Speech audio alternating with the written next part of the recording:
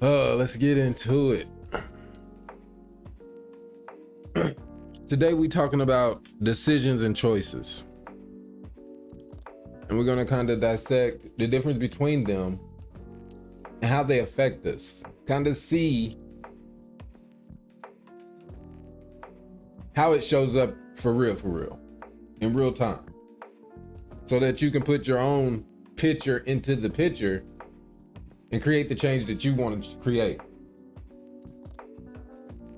Because what I realize is that some of your struggles isn't just about the amount of responsibilities that you have.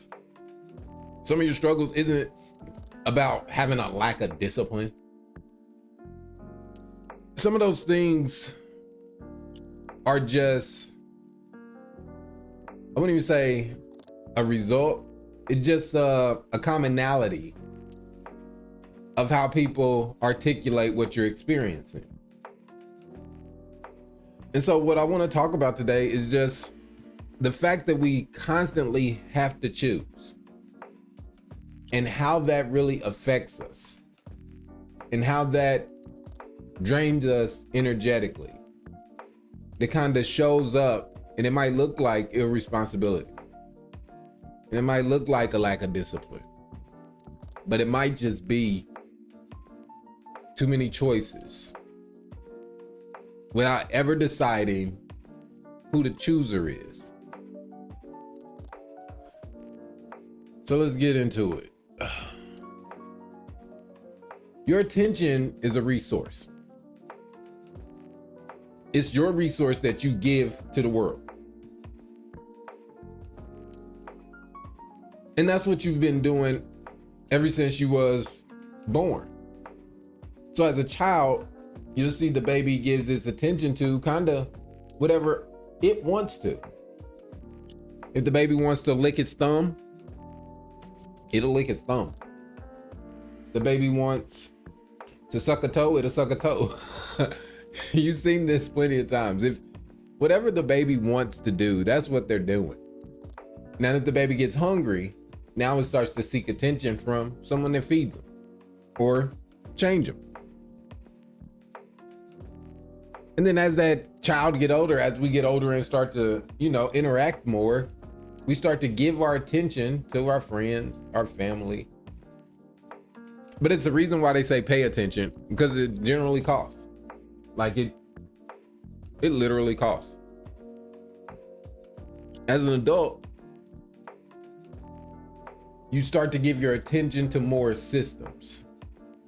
You give your attention to like your job. You give your attention to like your family, or maybe a church organization or a social organization that you're a part of. But it still kind of boils down to the same thing. Whether we're talking about the baby giving the attention to the mom, or the full grown-up giving the attention to the job. It's still a draining process to have unlimited choices. It doesn't change. That overwhelming feeling doesn't change with age. It really just kind of appears differently. But there's a cost that comes with choices. There is an energetic exchange that comes with choices. I remember when I was a kid, probably like 4th grade, in elementary school, I was in these GT classes. And basically they take you out of class and then give you harder work and say, cool, you're smart. And I really wasn't that smart. I just like to do my work fast because I didn't really like to do it. And so they thought I was smart.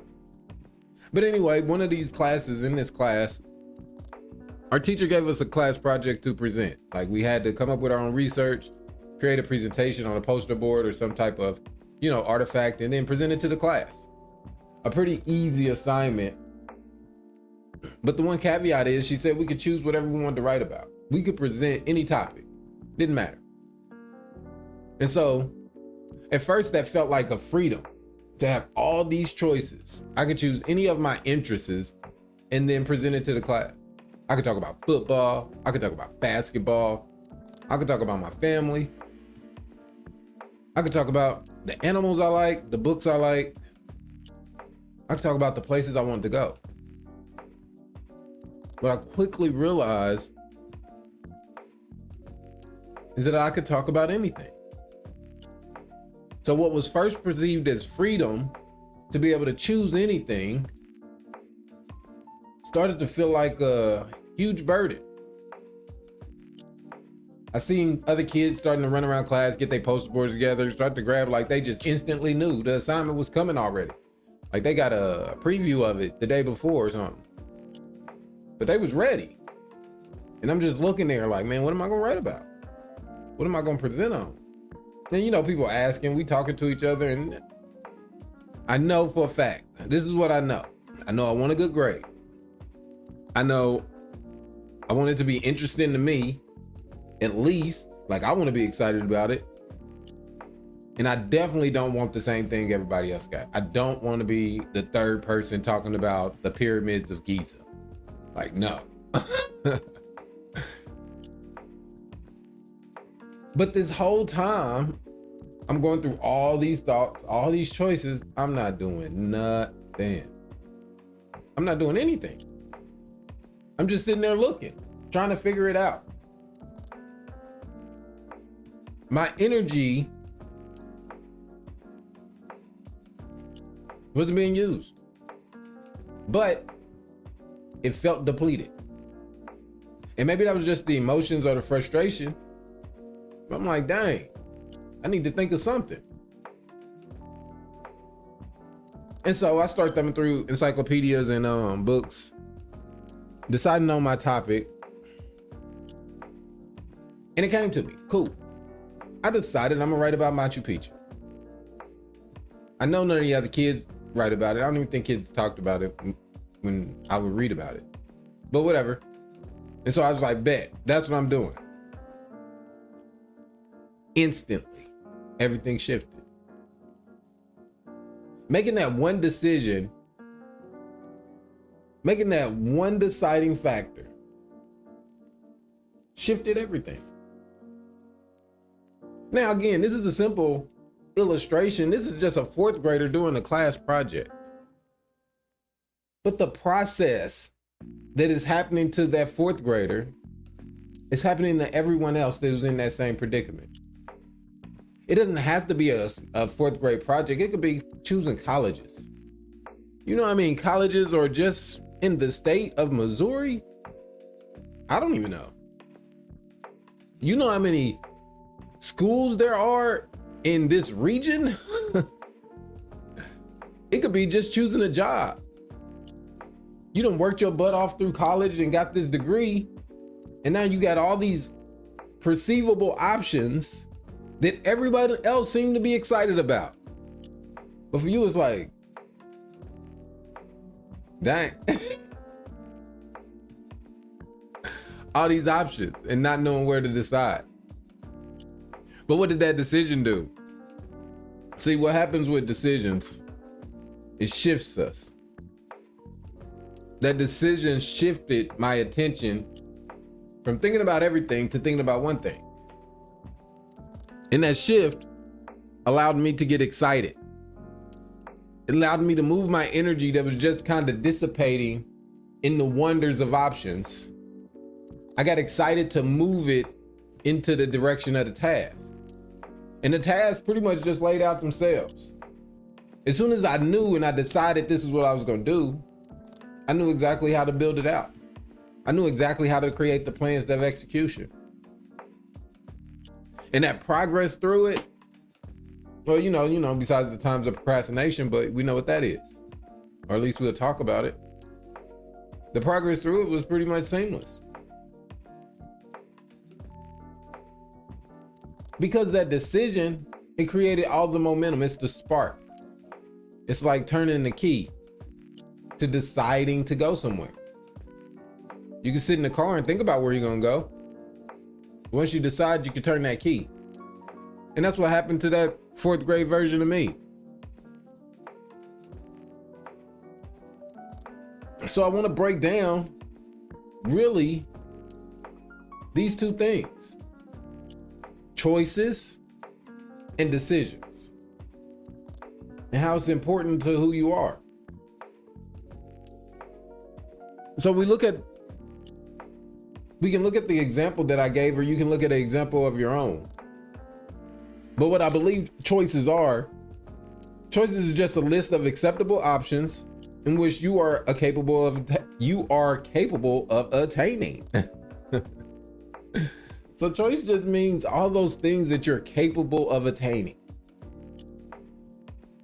That is a vast array of things. I know that because I know that you're brilliant by nature. So in your brilliance, you could literally do anything. But that's a consuming thought. That thought is an imaginary process that can consume you. Now, again, it's what you perceive you're capable of. So my options of choices wouldn't be the same as your options of choices, because we have different perceptions of what we're capable of. But still, it's just an imaginary process of thinking about those. And in those thoughts and what happens in those imaginary thoughts, or those times that we're just sitting there, engage with the thoughts of choice, engage with the idea of choice. A lot of times what we're doing is expending a lot of energy without doing really anything. Because the process is imaginary. Now understand this. Imaginary is just a variation of reality. I know that sounds weird, but just try to remember that. Imagination isn't outside of reality, it's a variation of reality. And so when I use that word, that's how I'm using it. And so choices are a process of the unseen imaginary space that we dwell in, sometimes not thinking about it. I tell you a time that happens a lot of times. Well, I tell you a time that happens where you are in that space of choices and not even thinking about it. We tend to glorify this process as procrastination. See, a lot of times our procrastination isn't sitting there not wanting to do something or engage in something. It's believing that we have all these other options in that same time. It's sitting in that space of wonder of everything else that you could do. And that's why we feel so drained in those moments. Because even when we're just sitting there choosing not engaged in activity, we're just depleting our energy well to engage. And that's what leads to procrastination. And it leads to a lot of other things. It's a slippery slope. So I advise, make decisions. But what is a decision? Well, decision is very different than choices. While choices are expansive and limitless, you have all the options available to you. You have all the choices. A decision says, I understand that, but I'm doing this. I understand that my brilliance will allow me to do anything, but my understanding of my brilliance will tell me to do this thing. The decisions are looking at the vast variety of options and said, yep, that, and that's for me. It's taking careful consideration and making a judgment. A judgment that will commit you to activity. And that judgment is a beautiful thing, and that decision is a beautiful thing, because that's where that dissipating energy becomes focused, and now you can create what is perceived to be the disciplines of execution. And what I say is perceived to be the disciplines is because when you make that decision, you can now take action in a way that you care about. When you make that decision, you can now proceed to create the gains that you want to see for yourself. It doesn't have to be related to anybody else or anything else. It just becomes you. But in making that decision, you have to fully commit.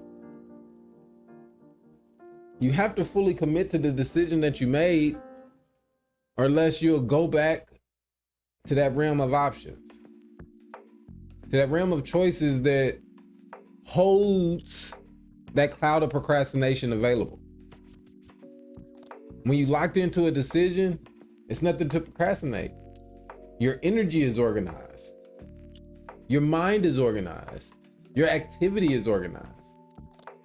You're moving everything. That resource of attention is focused on creating whatever it is you see fit in that moment. Choices keep you thinking. But creating a space for a decision, that'll move you forward. So, building our mental health or our inner edge in regards to choices and decision making is not a conceptual thing. Like, I always want to give you an opportunity, or at least ideas, on how to practically move forward in creating a stronger mental health. I believe that mental health is a representation of the physical activity that is a representation of the physical activity you're doing to protect the unseen parts of you. Just like physical health, it's a representation of the physical activity you're doing to take care of the physical parts of you, the parts that you see in reality. The mental health is the physical activity that represents the imaginary parts of you, or the unseen parts of you. And so it requires training all the same. I don't think, but I see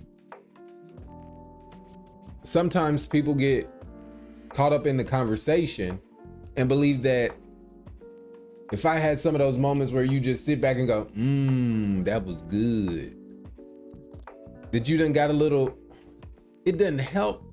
It's kind of like walking to the gym and flexing in the mirror. Like, yeah, like you did contract your muscles, but I don't know if that's a workout. Even if you did it, like you flexed in the mirror for like 5 minutes and you start to get warm, like, yeah, but I don't know if that's a workout. And so with the mental health, we have to do the same. Like, yeah, we can listen and conversate and have those moments where we sit back and we're like, yeah, I like that. He's cooking. He done said something. But it's just that flex in the mirror. And so we have to practice. We have to train. And just like the physical strength is in the unfolding of the physical weakness, the mental strength is in the unfolding of the mental weakness. And so that's why training is so important. And how do we train? You'll hear me preach this all the time, every single time. It's three things. You need to read, you need to write, you need to meditate. Three things, three activities that you need to do by yourself. Now, the ideas that come from that self-work, you can express with others. Your good counsel that you have around you, share ideas. But we need those three things to consider it a training session. Now, if you're trying to be big and strong in the gym and a bodybuilder, you can't go in there and just do a 15-minute yoga and then leave. And the same for this. If you're trying to really build that inner edge, you can't just kind of do it and leave. You got to kind of engage in it. But how do we translate one of those practices to kind of what we talked about? And I would say, use the journal. Create a prompt in a journal. Like I said, journaling does not have to be anything weird. Journaling is just a practice of writing down thoughts. It's a stat book. It's a stat book on you. And if you write, I say this because this is the pushback I get, but if you write feminine stuff in your journal, then your journal's feminine. If you write masculine stuff in your journal, then your journal's masculine. It doesn't have to be about your feelings unless that's the stats you're taking. But you need to take stats. Consistently taking stats over the decisions you're making. Because it lets you know if your decisions are lined up with who you decided you are. See, this question doesn't really eliminate the fact that everyone's going to give you choices and options. There's still going to be unlimited amounts of options. You still can go do whatever. But when you decide who you are, it quickly auto-corrects your limits to what is best for what you've already decided or what you're deciding. Because as you evolve who you are, those decisions will change. But being clear from that view gives you back that energy of options that options can drain from. Being clear on who you are gives you back that energy so that you can use it on the decisions that you make.